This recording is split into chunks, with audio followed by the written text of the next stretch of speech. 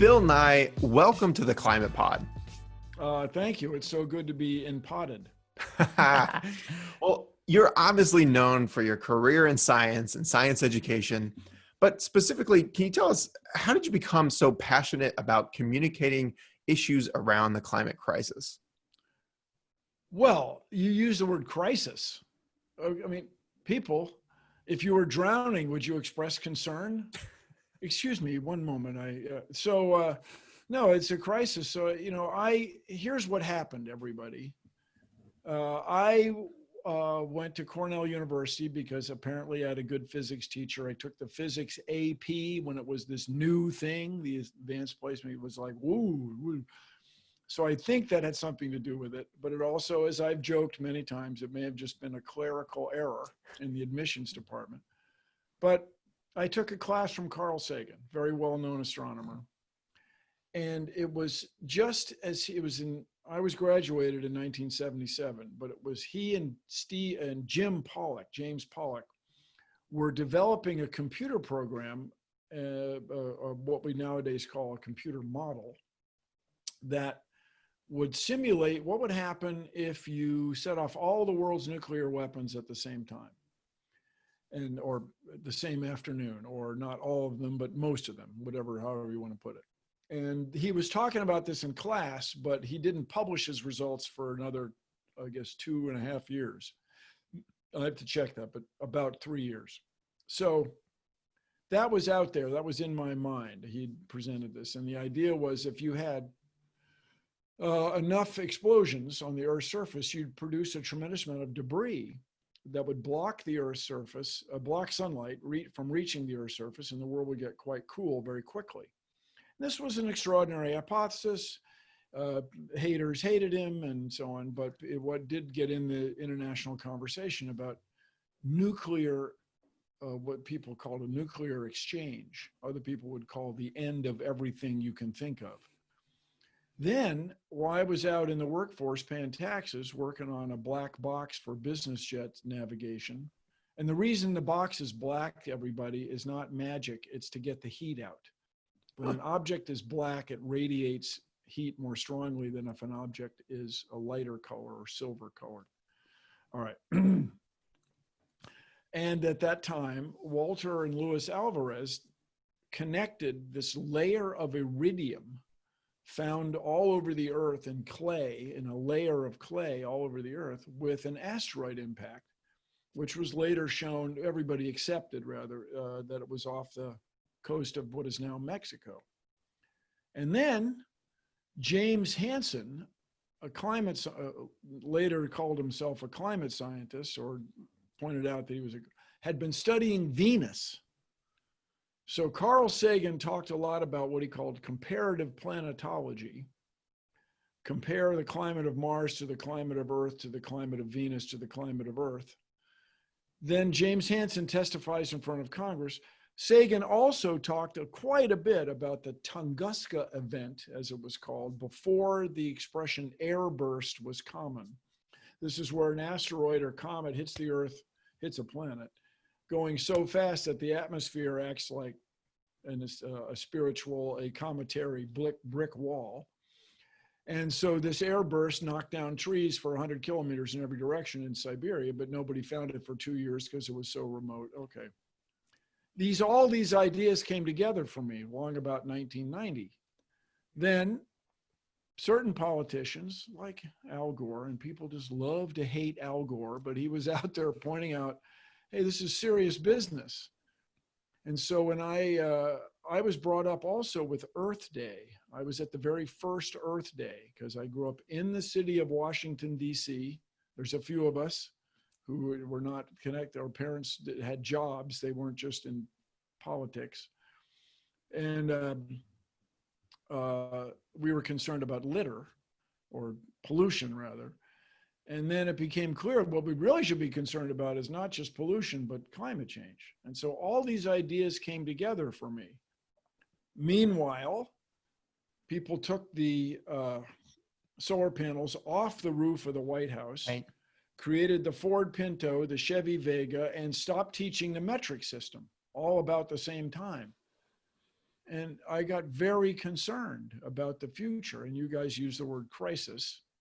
So I've been fighting this fight for a long time. If you look at the Science Guy shows from 25 years ago, I would use the expression, if this keeps up, things could get weird. If this keeps up, things will change very rapidly. If this keeps up, the world will be quite different from what it is now, because literally trying not to scare the children. And so then, as you may know, now addressing grown-ups, I had big fun, and it was heartfelt in my little performance on Last Week Tonight, hosted by John Oliver. So this has been going on a long time, decades. Sure. Well, back on the show, on the Science Guy, did you encounter science denial back then? And how has that changed really throughout your career? Well, it hasn't changed much. I mean, James Inhofe, this guy from Oklahoma, is a senator, shows up with a snowball. Right. Yeah. Somehow connects that with the world not getting warmer. Talk about fundamental lack of understanding. You know, as the ocean, as the sea level gets warmer, there's more moisture in the air, so it snows more, Senator. He's definitely listening. So, well, he's on his own thing. And he said, to think that changing every light bulb would make it different in climate is absurd. Actually, no, Senator, if you have 1 billion light bulbs, in the state of Oklahoma, you certainly have tens of millions of light bulbs. If you change them all to be 15 times as efficient, to use a 15th as much electricity, yes, you will affect the electricity usage in Oklahoma, which will affect the global climate, sir. Or if I may, in modern parlance, dude. So anyway, this fight's been going on a long time, but I am optimistic about the future because young people are not going to put up with this. As climate deniers, the expression I like is age out. Things will change. Fred Singer died. I don't know if you know Fred Singer, long time, well-respected in a way physicist, big climate denier, has aged out. And he is but one example. So as young people are running the show, as young people become of age to vote and become influential in government, things will change. But of course, the concern for everybody ought to be, is it going to happen fast enough? Sure. But you've been getting feedback for decades on your work. So you really haven't seen a change in any way in the way that you've been responded to. I mean, you personally, the way that people react to when you talk about climate change or any of these issues with regard to science. Oh, no, I think it's changing. So for example, when I would go on a talk show or a news show, more accurately, the journalistic organization would, with well-intended diligence, set it up so that there was a climate denier or a contrarian and me. Right. Well, they don't do that much anymore because the overwhelming evidence is overwhelming. This is to say, if you have 98% of scientists believing one way and 2% believing another, you don't need, as a journalistic organization, to report on the 2%. To present the 2% like it's of the same value and weight and expertise, have the same expertise as the 98%. And so that's changed slowly. That's changed. That's fascinating. So we've been huge fans of the Science Rules podcast. So it's been fascinating, especially during this current pandemic, the experts you've had on. Have you, how has this current pandemic influenced your thoughts on how we as a society respond to crises in general? Well, as I say, if you like to worry about things, you're living at a great time. This is fantastic. For you worried people out there, you got so much to work with. But I think what's going to happen, we're doing 2 versions of the podcast. Science Rules is a general version where we have people on talking about something interesting and scientifically important, but we believe for everyone. And then we're doing special, much shorter coronavirus editions. Science Rules Coronavirus Edition.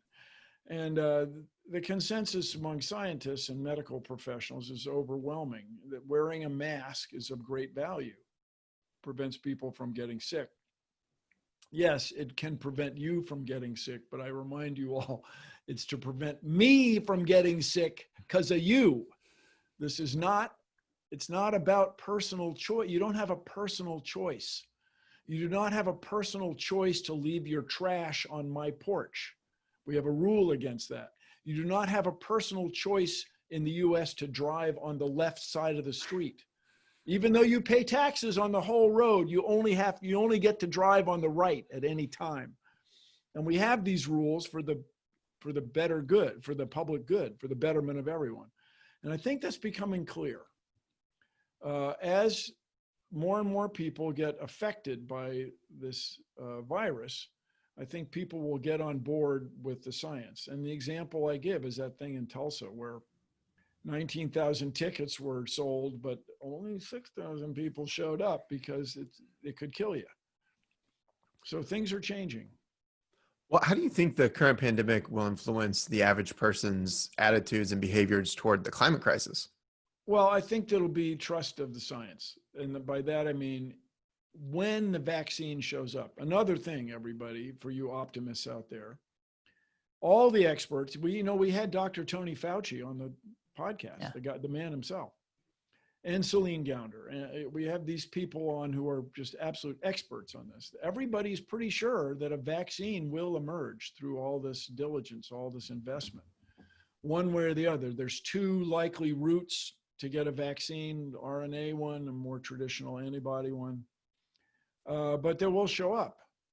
And then how are the anti-vaxxers going to feel about that? No, they're going to want the vaccine. They'll get over it. And I think in the same way, things change so fast politically because of the internet, maybe. I think things will change very fast with respect to climate change. I'll give you two examples that really striking for a guy my age.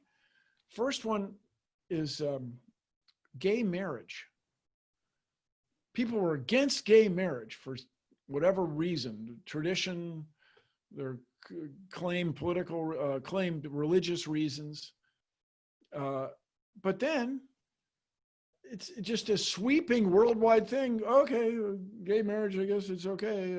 Pay taxes, carry on.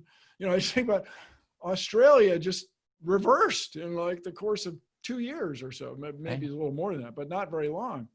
And the other thing is, I grew up in the city of Washington. I was there for Resurrection City and I Have a Dream and all that. And things changed, but things clearly didn't change enough. But this thing with George Floyd, I mean, I'm very sorry about his death, but it looks like it was not in vain. People in New Zealand are marching on behalf of Black Lives Matter. And that, I think, will ultimately be a good thing. As I have pointed out as a science educator for the last 2.5, 3 decades, we are more alike than we are different. Everyone you'll ever meet knows something you don't. Race is a artificial or tribal construct, not a scientific construct. Humans are all the same. And so we could be at this extraordinary turning point where civil rights become everybody's rights. And we all realize we are all in this together. And I'm not saying this politically so much as scientifically, that just watching it happen objectively, things are apparently able to change with extraordinary speed in the way they didn't used to be able to because of the global shared information. So I'm optimistic about the future with respect to climate change, but I'm also, of course, very concerned. Yeah, I mean, it really seemed like we were gaining a lot of momentum here, especially in the last couple of years around raising these climate crisis awareness issues. And, all that kind of seemed to come to a halt when the rest of the world did. So do you worry at all that the pandemic could deflate this sense of urgency around climate action? Yes, I worry about it. But what do? We do this podcast. Yeah. We wear a mask. We promote the idea that the universe is knowable and the process of science is wonderful, and this is how we're going to create a vaccine, and this is how we're going to address climate change. Yeah, you mentioned. Go ahead, please. No, please. Well, you mentioned younger people and younger activism earlier, and obviously we've had young activism, as you know, being at the first Earth Day. We've had youth activism in the climate and environmental movement forever. But I was reading this thing you wrote in 2017 saying, quote, if we can get young people to understand and engage in affecting climate change, older generations will likely do a much better job preserving Earth and its ecosystems. And you wrote that in 2017. And obviously there has been even more youth activism on climate science since. I mean, this is, I think, Greta's entire run in climate activism on an international scale has happened since then. What have been your thoughts as you've watched this wave of youth activism unfold? I think it's great. It's fantastic because these people are going to grow up. They're in the next 5 years. These people are going to be voting and running the show. They're going to be running governments and developing climate policies. But I like to remind people that one of the big concerns in the first Earth Day, along with pollution, was litter. And there was this campaign, every litter bit helps. Every litter bit hurts. Heavens, Bill.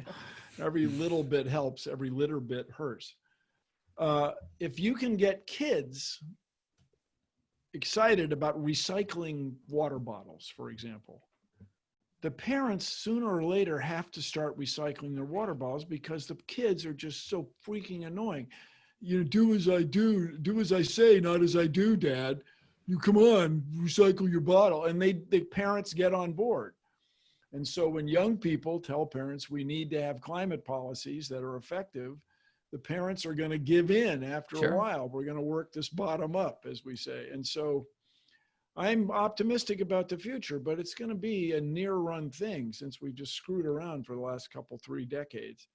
But let's get her done. And I like to say 3 things. First of all, if you could keep this one big idea in mind, you would address both global warming, climate change, and extreme poverty. If you could keep this one big idea in mind, and that is to raise the standard of living of girls and women. If we can raise the standard of living of girls and women, everybody's better off.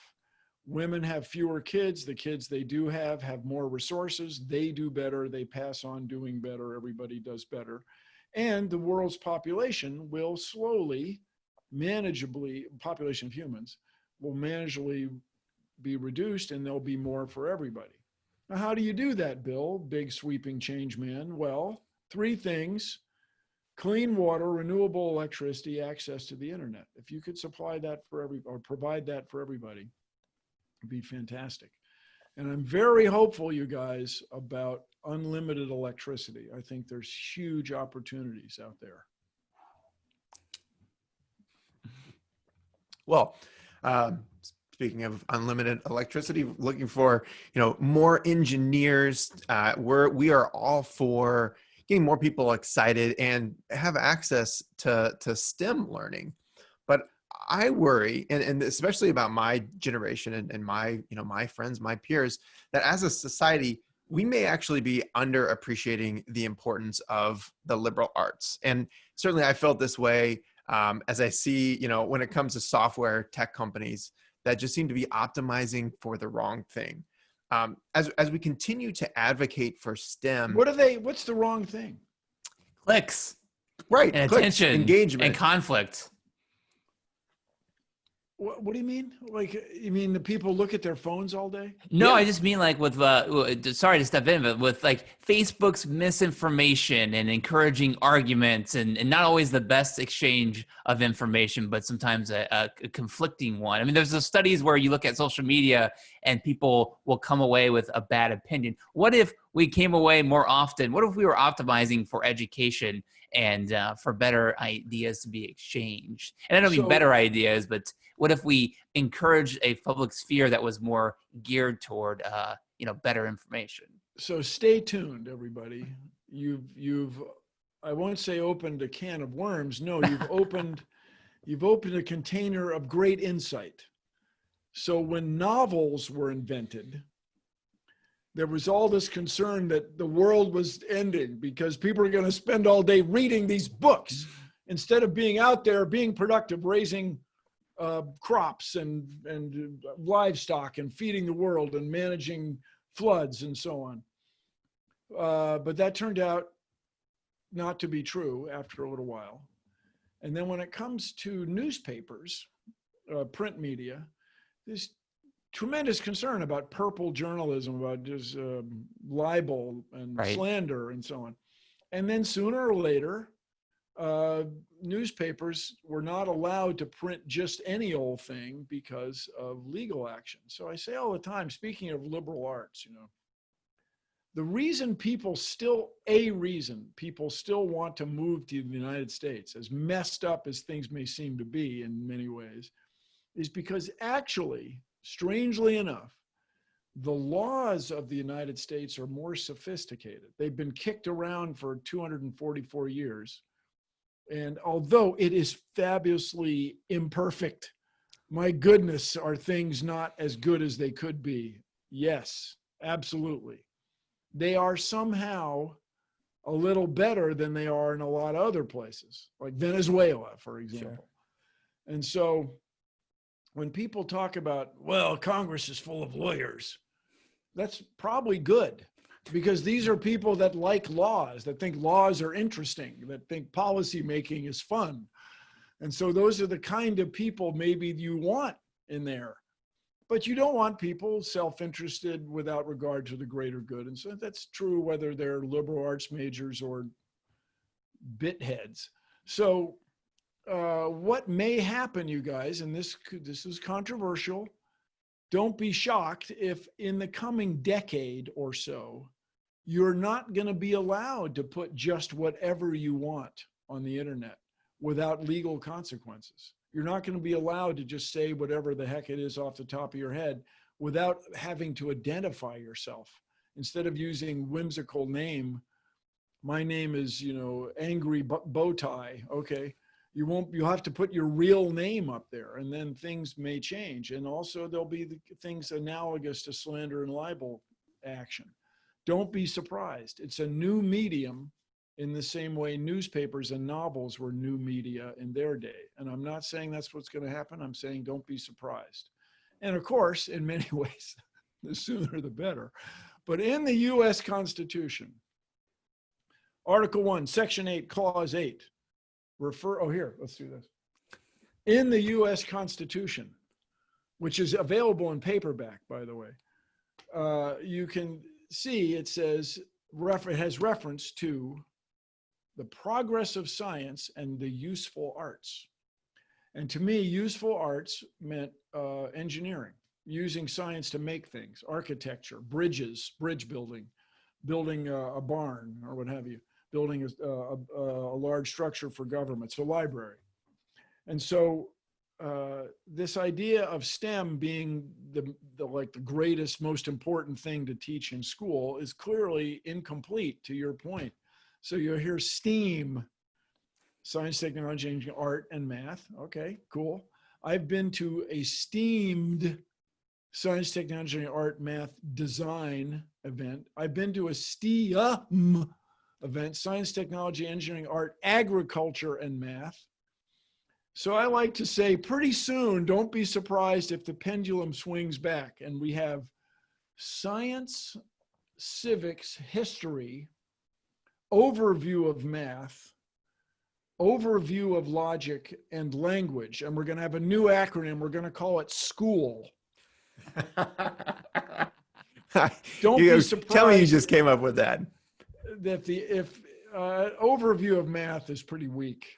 I should be able to do better than that. But the pendulum's going to swing back because of the great value of art. You know, you look, I don't know if you go to New York, but the number 6 subway now, the subway stations are cool looking. They incorporate public art, and that's better for everybody. And I mention that only as an example, that of course you have to have art, But what happened, what everybody got concerned about was the United States falling behind technically. You know, when I worked in the 1980s for the company that made almost all of the black boxes. It used to be called Sunstrand Data Control. Now it's Honeywell. They make the black boxes, the flight data recorders.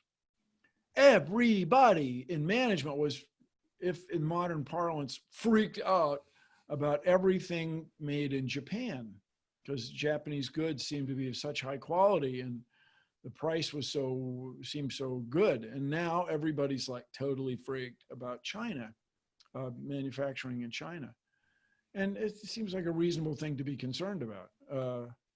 But technology aside, man, what's going on in China politically is really something. You know, this suppression of protests in Hong Kong, that's not going to last, man. Right. That's going to spread. And I've only visited China once. I'm not any sort of Sino expert of any kind.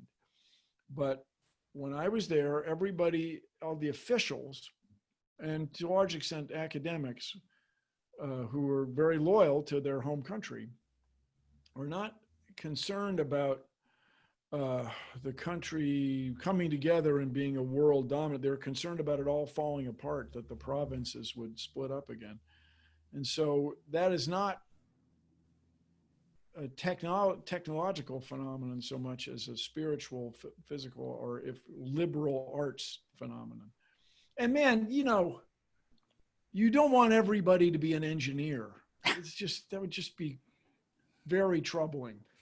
You need people, as you say, you know, and when you get a liberal arts education, everybody, we hope that you just show up in the workforce and you can figure things out and do good stuff because you have a worldview that is the modern expression, progressive or of a liberal democracy. Liberal being the traditional political or political science style of use of that word, not whether you're a Democrat or Republican use of that word. Sure.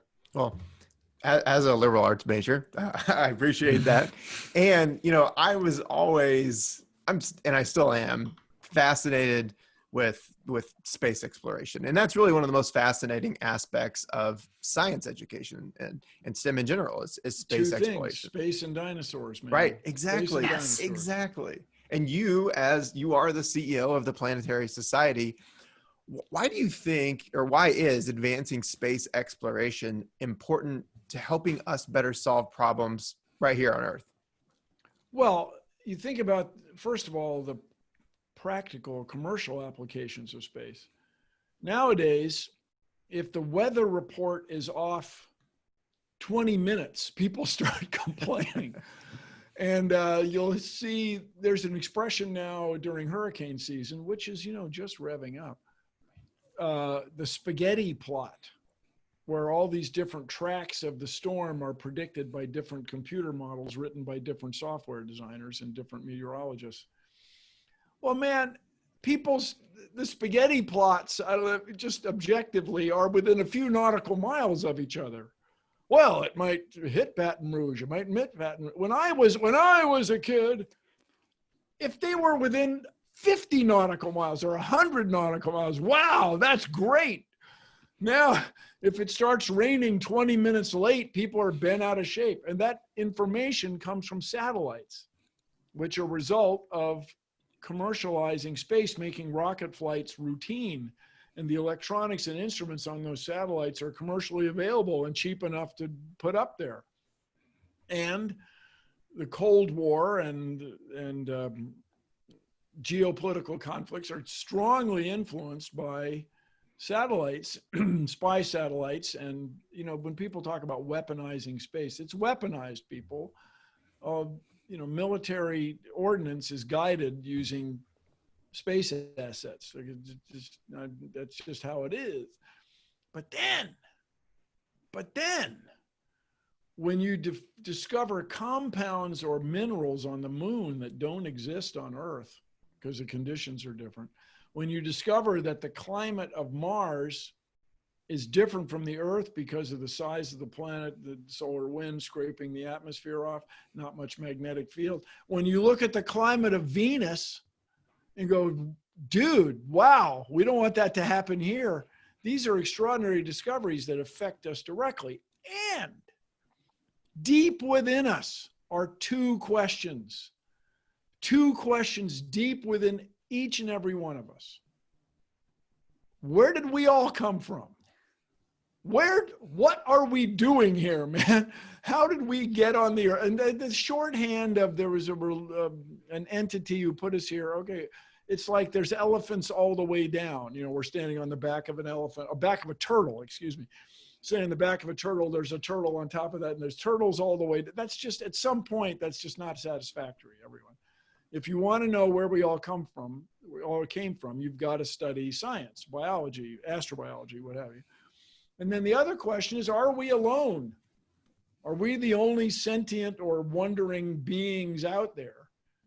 And everybody's wondered those two things. And if you want to know where we all came from and whether or not we're alone, you've got to embrace space exploration. Sure. Ty, we're starting to talk more and more about aliens on this podcast. So this is 2 weeks in a row. Yeah, we had John Podesta on last week and talked about space aliens. It's just we find our way into it. So well, I know the numbers are overwhelming. You know, when I was in college at Cornell, there was Carl Sagan, but there's also Frank Drake of the Drake equation. You know, you take number of stars, multiply it by the number of planets presumed to be around each star, and multiply it by the number of planets that might have an atmosphere and liquid water, multiplied by, it's a bunch of fudge factors where you reduce 200 billion to some fraction that's much smaller than that. Well, when I was young, when I was in school, people presumed that there were a planet around about 1 in every 100 stars. Well, now people are pretty confident, astronomers are pretty confident that there are about 10, in astronomical approximation terms, there are about 10 planets around every star. So that's 10 times 100. That's 1,000 times bigger likelihood, larger likelihood than when I was in school 40 years ago. So you guys, just the numbers are overwhelming. Could there really be 200 billion stars and about that many galaxies, and then 2 trillion planets, and nobody else is out there thinking about stuff like this? Really? It just seems very unlikely, doesn't it? There's got to be somebody else out there wondering about us, or sure, the equivalent of us. And we hope that they can scale renewable energy storage right away, so they can show us more. Energy storage, yeah, is a big problem. But the other thing, you guys, I'll tell you, I'm very hopeful about is very, very hot fusion. Not cold fusion, not conventional fusion that's been done since I was in physics class, the last 50 years. But very, very hot fusion, where you have a magnetic field that enables these protons or boron hydrogen gas to stay in this sort of inside out hourglass.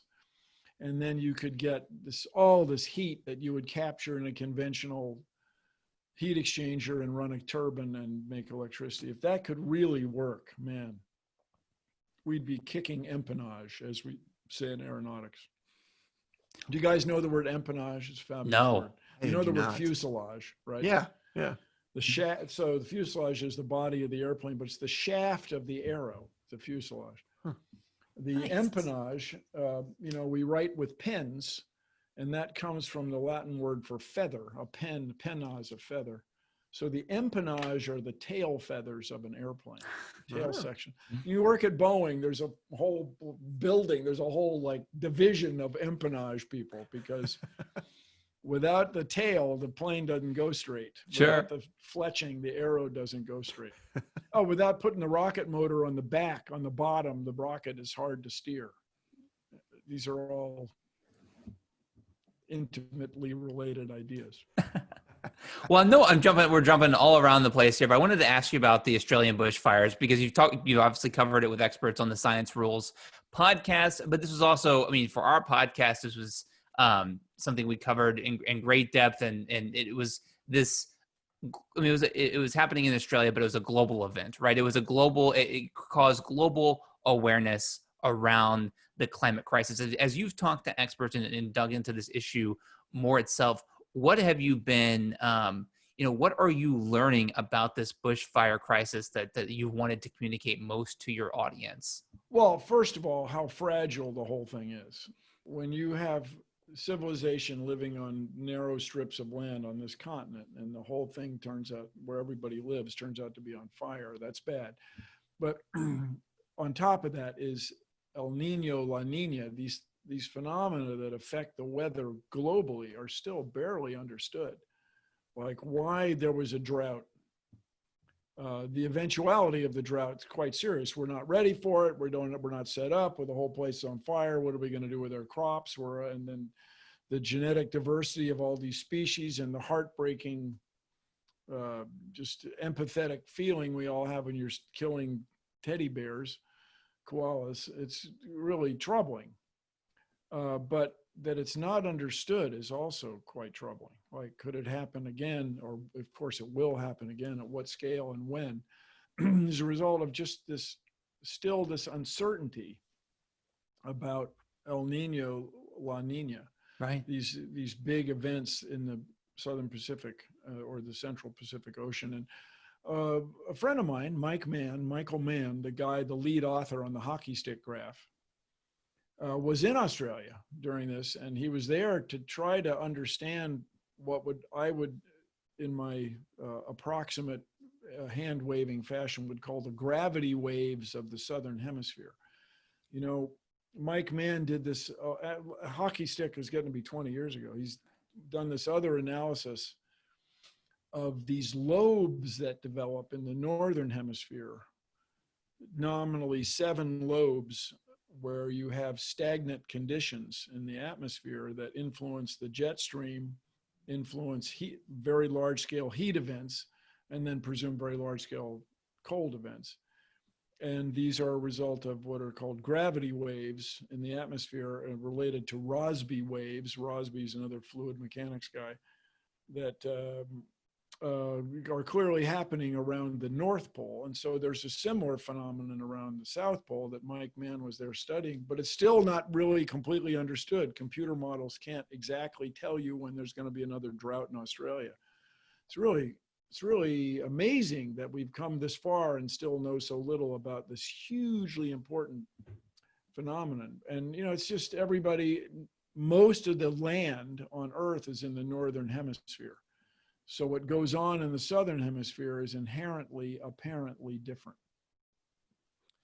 We had actually Dr. Mann on our podcast and talked to him about a lot of the things that he was working on. Oh gosh, sorry. God. No, we didn't touch it. We didn't talk about the Northern Lobe. So that was fantastic. But I don't know if you saw that name drop though that happened. Right. I definitely, yes. Yeah, right. But you have all sorts of experts on your podcast as well, Science Rules, and you've been on just about every possible form of media. But with podcasting, what do you like about that as a medium for science communication? Oh, come on! As the old saying, radio is the most visual medium.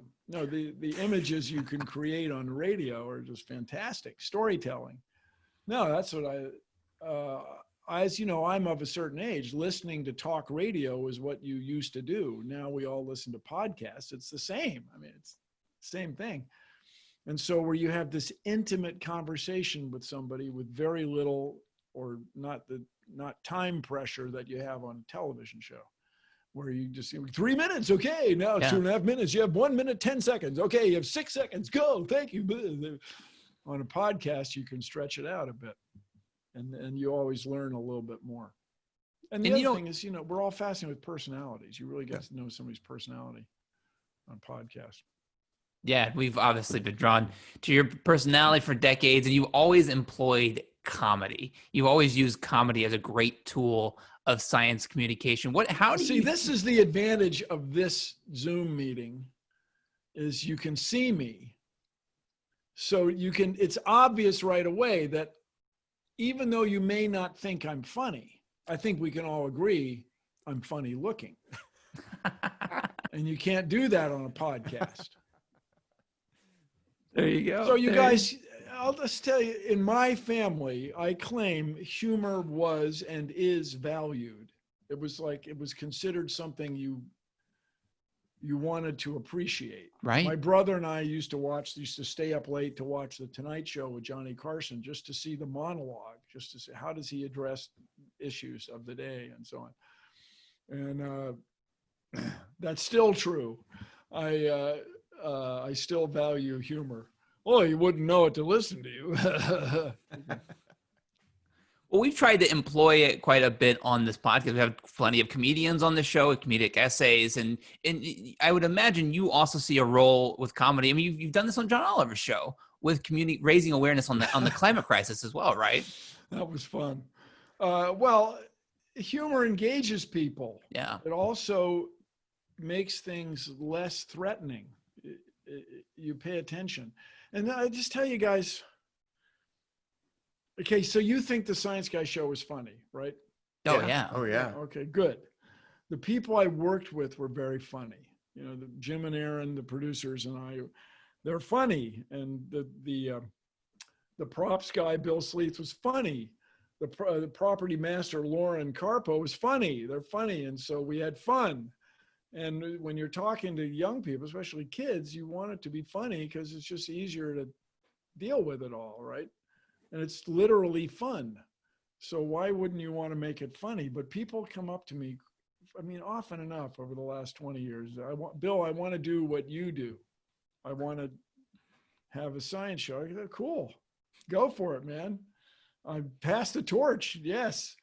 But you want whoever that is, I believe he or she should be funny, some level. By the way, love the physics girl. Love physics girl. She's fun. She's cool. Diana Cowan. Neil deGrasse Tyson's funny. You know, so I think you want that. You want that in all of our leaders. Yeah. Well, I'll leave it at that. Well, just to wrap up here, I know you've done myriad shows over the course of your decades-long career, and I know that you just have millennials come up to you all the time to just gush about the Science Guy show. You've had, I've listened to scientists on your own podcast that grew up on the Science Guy show, and they now have careers in science and focus on, communicating science.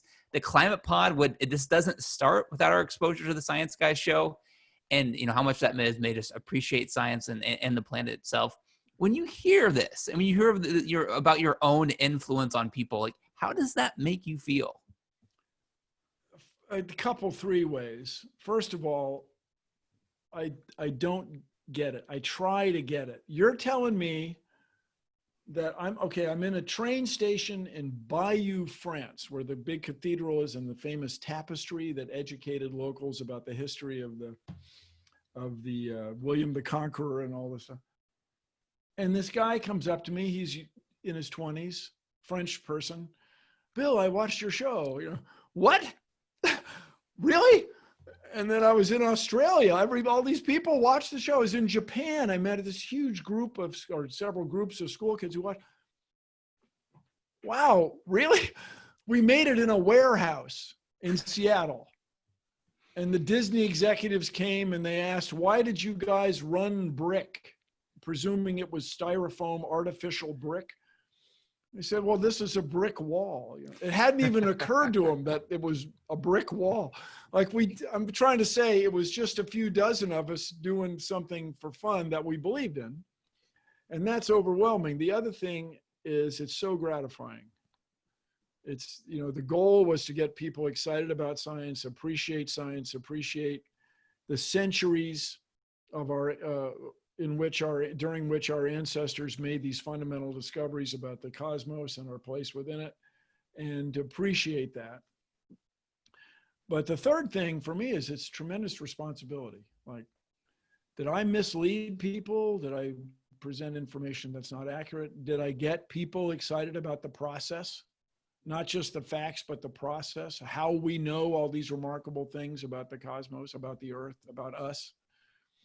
And so it's very gratifying, you guys. It's wonderful, and my work is not done. There's until the world is addressing climate change, until something much simpler, the U.S. has embraced the metric system. Until that goes on, you can't relax. Sure. However, it really is something. I mean, it's really amazing. It's a third generation of viewers watching the Science Guy show. And it's, you can tell it's dated. It's 4:3 instead of 16:9. Some of the jokes don't work, the hair. But that looks just like Bill Nye, except he's so old. So, we did our best back then, and there's lots more to do. But it gets me in those three ways. First of all, incredulity, really? Is this influential? Second, did we really get the point across? And third, is the work done? No. This is cool, you guys. It's great to see you. That's great having you on. And we just so appreciate all the incredible work you've done and continue to do. And the fact that you're making the climate crisis so important. It means so much to us. And well, good, you guys, but we got a long way to go. I mean, yeah. I live in a house, very comfortably, and there's not everybody does. And we got so much more work to do, but I'm excited about the future because the speed at which things seem to be able to change in a way that was not true when I was growing up 40 years ago. Things couldn't change overnight the way they seem to be able to change right now. Clean water, renewable electricity, access to the internet, raise the standard of living of women and girls. Let's go. Let's get her done, people. That's a great note to end on. Bill Nye, thank you again for joining the Climate Pod. Thank you. Let's change the world.